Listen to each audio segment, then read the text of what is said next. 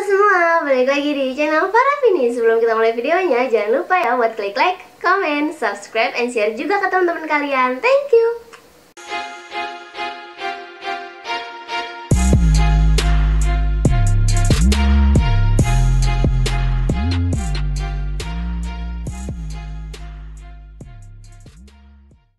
Oke, siapa nih yang dari kemarin udah gak sabar pengen lihat paper teknik menjahit aku? Aduh, banyak debu. Ini tuh udah lama banget gak aku buka lagi sebenarnya. Tuh, semenjak terakhir bikin ini aku udah gak pernah lihat-lihat lagi. Pokoknya tuh abis selesai semester, selesai bikin paper, udah dikumpulin, abis itu dibalikin lagi, dinilai, terus habis itu dibalikin lagi. Udah aku nggak pernah buka-buka lagi, aku tumpuk aja gitu. Jadi berdebu banget. Jadi kalau misalkan kalian pengen tahu ini aku dosennya siapa sih, ini tuh dosen teknik menjahit aku adalah Bu Esti Nurbaiti gitu ya teman-teman. Kalau misalkan teman-teman ada yang kenal Bu Esti, itu dosen teknik menjahit aku. Tapi ada juga yang dosen teknik menjahitnya itu Bu Harsuyanti, jadi beda-beda ya teman-teman.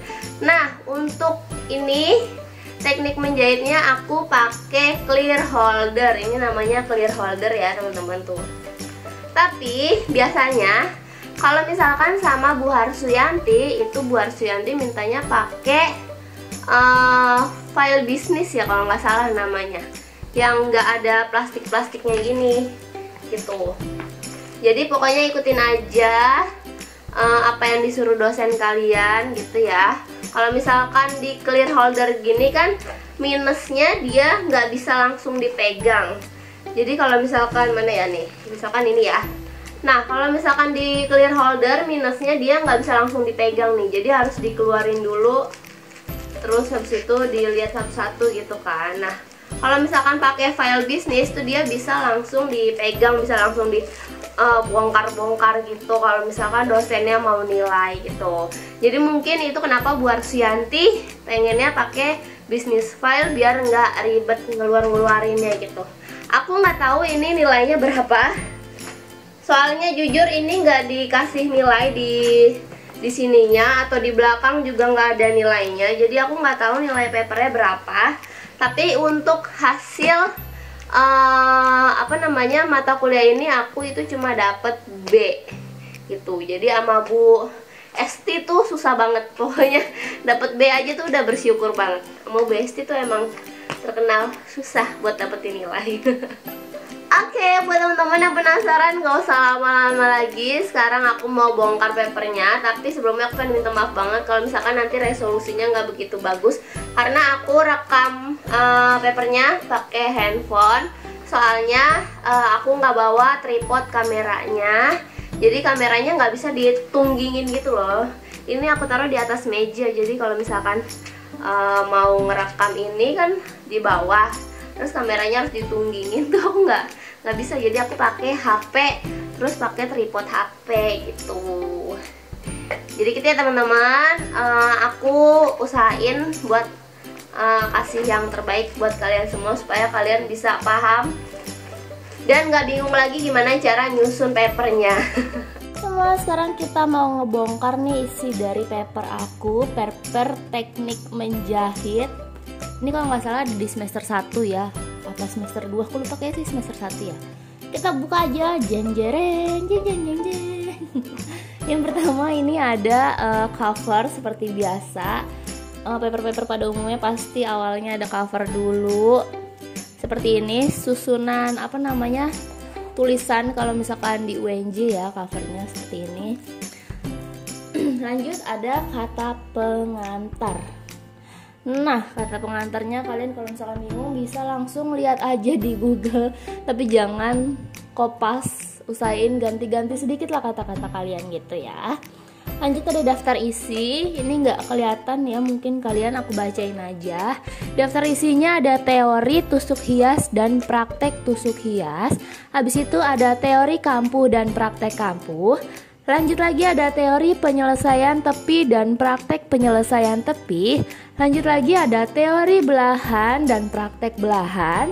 Lanjut lagi ada teori lipid dan praktek lipid. Selanjutnya ada teori resleting dan praktek resleting. Habis itu ada teori saku dan praktek saku. Lanjut lagi ada teori kancing dan praktek kancing. Terakhir ada teori lubang kancing dan praktek lubang kancing gitu ya. Lanjut. Nah, ini yang pertama tusuk-tusuk hias. Kalian bisa cari di Google kalau misalkan mau lihat pengertiannya. Nah, tapi untuk caranya, jadi ini ada pengertian dulu, habis itu ini ada cara bikin tusuk hiasnya. Nah, kalau misalkan caranya sih aku saranin kalian bikin dengan kata-kata kalian sendiri ya, supaya nanti kalau misalkan kalian kopas dari internet takutnya semuanya sama gitu loh. Ini ada tusuk jelujur, tusuk tikam jejak, ada tusuk tangkai, ada tusuk rantai terbuka, habis itu ada tusuk flanel, habis itu ada tusuk veston, lanjut lagi ada tusuk penuh atau balut, ini ada tusuk silang, lanjut lagi ada tusuk rantai, dan setelah teorinya semua baru kalian taruh hasil praktek kalian di sini nih. Nah, ini dia ya teman-teman hasil tusuk hias jelujur 1 cm, tusuk hias jelujur setengah cm, tusuk hias jelujur renggang, tusuk hias tikam jejak gitu.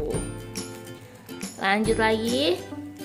Ini ada tusuk hias tangkai, tusuk hias isi, tusuk hias veston, tusuk hias flanel, tusuk hias balut, tusuk hias silang, tusuk hias rantai, tusuk hias mawar. Nah, tuh lucu banget ya tusuk hias mawar. Oke, setelah tusuk hias kita sekarang masuk ke bab kampuh. Ada lalat dari tadi bolak-balik ya. Kampuh ini yang pertama ini kampuh Prancis ya teman-teman. Jadi pertama kalian taruh dulu nih cara membuatnya. Yang pertama ini cara membuatnya. Jadi kalian definisiin atau jabarin sendiri cara pembuatan tusuk kampuh. Kalau di sini aku nih contohnya satu ya. Cara membuat kampuh Prancis dengan menyatukan kedua kain yang tidak sama lebar pinggirnya, lalu dijahit kampuh dasar dan bagian tepi kain yang lebih lebar digunakan untuk menutupi jahitan dengan menindasnya.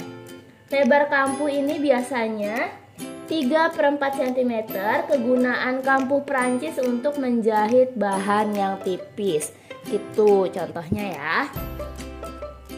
Nah, ini untuk contoh kampuhnya. Aku pakai kain belacu. Lanjut lagi ada kampuh pipih. Kalian tulis cara buatnya gimana, step-stepnya. Lanjut lagi ada kampuh sarung. Ini biasanya dipakai untuk bikin sarung kampuhnya. Terus ada kampuh buka. Lanjut ada kampuh obras. Ini biasanya yang paling banget sering dipakai kampuh obras, soalnya gampang. Terus habis itu ada kumai serong. Lanjut lagi ini ada kampuh zigzag, ada kampuh balik, dan ini penyelesaian tepi pakaian. Oke, sekarang kita udah masuk ke penyelesaian tepi pakaian ya teman-teman. Penyelesaian tepi pakaian ini kalian ngejahit yang ada di leher biasanya ya. Ini tuh kan kayak bentuk baju kan. Ini emang baju sih sebenarnya. Cuma nggak ada lengannya, nggak sampai ke bawah aja. Ini cuma ngejahit bagian lehernya aja tuh. Ini itu namanya adalah depun ya teman-teman. Kalau misalkan kalian mau lihat, ada motor. Nah, kalau misalkan ke teman-teman mau lihat, depun itu dia lapisannya di dalam tuh. Seperti ini ya. Ini pakai kain keras. Nah, seperti itu. Ini harusnya nggak boleh ada kerutan. Yang bagus harusnya nggak boleh ada kerutan, tapi aku ada kerutan. Itu ya teman-teman. Kalau depun itu dia lapisannya di bagian dalam. Lanjut lagi. Aku masukin dulu. Oke, kita lanjut ya teman-teman. Ini yang aku bikin itu adalah depun berbentuk persegi ya kalau nggak salah tuh kayak gini. Terus habis itu kalian buat juga yang bentuk bulat Habis itu kalian bikin juga yang bentuknya V. Nah begitu. Jadi kalian bikin 3 macam. Aku nggak tahu yang sekarang kalian bikin berapa macam, tapi kalau dulu aku bikin 3 macam. Lanjut lagi ke serip. Bedanya serip sama depun apa sih? Kalau misalkan serip itu dia lapisannya ada di luar nih, jadi dia kelihatan di luar. Kalau misalkan depun tadi dia lapisannya ada di dalam gitu ya teman-teman. Nah ini aku juga bikin 3 model. Yang pertama model bulat, habis itu model V dan model kotak. Ada lalat mulu dari tadi gitu teman-teman ya. Kalau misalkan serip disaraninnya pakai kain yang beda supaya dia kelihatan di luar gitu, kayak list gitu. Lanjut. Oke teman-teman, sekarang kita lanjut ya. Selanjutnya ini ada rompok. Rompok ini atau mungkin beberapa dari kalian nyebutnya kumai serong, ini dibuatnya dari kain serong gitu ya teman-teman. Nih kalian bisa lihat kan tuh, ini kain serongnya. Kalian bikin 2 macam ya kalau nggak salah. Ini yang setengah senti dan yang ini yang 1 senti lebarnya gitu. Lanjut. Sekarang kita masuk ke bab belahan. Nah belahannya ini ada yang 1 jalur. Yang pertama ini ada belahan 1 jalur. Dia modelnya seperti ini ya. Untuk belahan 1 jalurnya dia ada di dalam gitu tuh. Lucu kan? Lucu banget, ih gemes. Aku masukin dulu. Oke, sekarang kita lanjut ya. Ini ada belahan 2 jalur. Jadi belahan 2 jalur tuh seperti ini ya teman-teman. Nah jadi yang tadi kan 1 jalur dia di dalam, kalau ini dia di luar tuh. Jadi ada kelihatan di luar dan di dalam gitu. Belahan 2 jalur sama bentuk gitu. Lanjut lagi kita ke belahan 2 jalur tidak sama bentuk. Nah, aku lupa ngasih tahu juga tadi untuk di sininya, untuk keterangannya itu adalah cara kalian ya, cara kalian membuat ini step by stepnya kayak gimana gitu.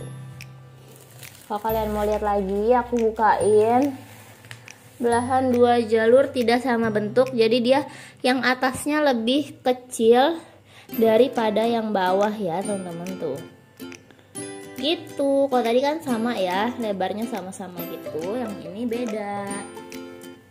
Lanjut lagi yuk. Lanjut lagi, ini ada belahan 2 jalur serong. Jadi ini pakai kain serong ya teman-teman, bisa lihat sendiri tuh kan. Ini disaranin, pasti kalian bakal disaranin buat pakai kain yang motifnya kayak garis-garis gitu deh. Oke teman-teman, sekarang kita masuk lagi ke bab baru, yaitu adalah bab lipit. Untuk bab lipit ini aku paling suka. Nggak suka banget sih, soalnya agak bikin depresi juga bikin lipitnya nih. Nah jadi ini yang pertama ada lipit searah. Nih ya teman-teman, yang biasanya kalian suka pakai rok lipit. Nih seperti ini bikinnya. Nanti kalian mungkin disuruh pakai cairan plisket biar lipitnya lebih nggak gampang, apa namanya, nggak gampang hilang lipitnya gitu. Lanjut lagi, ini ada lipit hadap kayak gitu. Selanjutnya ada lipit sungkup. Lipit sungkup, jadi dia kalau misalkan lipit hadap kan belahannya di sini di luar. Nah kalau lipit sungkup dia belahannya ada di dalam gitu ya. Lanjut lagi ada kerut. Kerut dengan benang karet. Oh udah. Jadi yang ini tadi kerut dengan benang biasa, dan yang ini kerut dengan benang karet gitu ya teman-teman. Nah sekarang kita masuk lagi ke bab resleting atau zipper. Yang pertama ini ada resleting model biasa ya. Mau lihat boleh, pasti lihat nih. Nah untuk resleting dia seperti ini, agak susah ya tuh, seperti itu, nggak rapi-rapi banget ya jahitan aku. Tuh Jadi dia ada tutupannya gitu ya teman-teman ya. Tuh. Nutupin si resletingnya. Ini resleting model biasa. Oke, sekarang kita lanjut lagi yuk. Lanjut lagi nih, ada resleting Jepang ya teman-teman. Kalau resleting Jepang itu dia modelnya rapet ya. Wajib banget rapet. Karena kalau nggak rapet pasti kalian disuruh ngulang. Nih, harus banget rapet tuh ya teman-teman. Nah. Tuh. Seperti itu dia resleting Jepang. Ya teman-teman, lanjut lagi. Selanjutnya ini ada resleting untuk celana jeans ya teman-teman. Nah, dia modelnya seperti ini, jadi dia kebuka gitu ya resletingnya. Harusnya sih nggak boleh kebuka selebar ini ya, harusnya segini aja nih. Tapi lama-lama aku makin melebar. Lanjut lagi, ini ada resleting jaket. Nah seperti ini ya resleting jaket. Lanjut lagi kita masuk ke bab saku. Nah untuk saku ini aku ada saku tempel yang pertama. Terus lanjut lagi ada saku dalam. Nah saku dalam ini biasanya dipakai buat celana ya. Celana. Bikin saku tuh agak-agak susah. Nah dia seperti ini ya.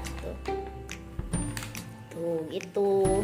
Belakangnya seperti ini tuh. Lucu banget tuh. Gemes kan? Oke, sekarang kita lanjut lagi. Ini terus ada saku bobok. Saku bobok seperti ini ya. Biasanya dipakai untuk celana di bagian belakang. Celana-celana cowok biasanya pakai seperti ini nih, saku bobok gitu. Untuk bagian belakangnya dia seperti ini. Nah gitu ya teman-teman. Lanjut lagi. Nah jadi saku bobok ini itu ada 3 macam lagi. Yang pertama ini saku pespoil. Ini saku pespoil itu adalah saku dengan belahan 2 jalur ya. Jadi ini ada 2 jalur belahan. Selanjutnya ini ada saku vest. Nah biasanya dipakai di blazer, ya nggak sih nih. Ada apa namanya seperti ini, jadi dia bisa dibuka gitu ya teman-teman tuh. Kalau misalkan kalian punya blazer coba deh lihat. Terus selanjutnya yang terakhir ini adalah saku klep. Saku klep. Nah ini dia. Oke selanjutnya ini ada saku klep ya teman-teman. Kalau misalkan tadi saku vest ini dia penutupnya ke bawah, kalau misalkan saku klep dia penutupnya ke atas gitu. Bedanya cuma itu doang ya tuh. Jadi dia apa namanya lubangnya ada di atas sini nih. Nah gitu. Lanjut lagi. Oke, sekarang kita masuk ke bab terakhir ya teman-teman. Bab terakhir ini ada lubang kancing. Yang pertama ini ada lubang kancing balut dan ada lubang kancing paspoil. Nah terus untuk prakteknya dia seperti ini ya. Jadi kalian bikin lubang kancing nih, tuh seperti itu. Kalau misalkan kalian pengen bikin lubang kancing, biasanya aku pakai mesin jahit portable. Karena biasanya mesin jahit portable udah sama bisa bikin lubang kancing. Kalau misalkan pakai mesin jahit high speed itu dia belum bisa bikin lubang kancing yang udah otomatis gitu. Ini kancing balut. Ini kancing kemeja, ini kancing besarnya, dan ini lubang kancing yang dilapisin gitu tuh. Aku males bukanya, gak usah dibuka ya. Nah gitu, jelek banget, parah ini jelek banget. Oh ada lagi ternyata, ini yang terakhir. Bab terakhir ini adalah lengan licin. Sebenarnya ini nggak masuk ke apa namanya ke daftar isi yang di awal tadi. Tapi ini cuma tambahan aja, disuruh tambahin sama dosen aku, suruh bikin lengan gitu. Jadi ini lengan licin, ini lengannya ya guys, kalian bisa lihat sendiri kan tuh. Tuh gitu deh. Abis. Ini nilainya berapa ya? Aku lupa nilainya berapa nih, nggak ada. Tuh, nggak dinilai. Di papernya nggak dikasih nilai, cuma inget aku dapet B. Ingat aku dapet B gitu. Emang kalau misalkan teknik menjahit tuh susah buat dapetin A ya guys. Jadi ya kalau misalkan kalian udah dapet amin aja tuh udah alhamdulillah banget sih harusnya. Karena kan namanya juga baru pertama kali ngejahit ya kalian.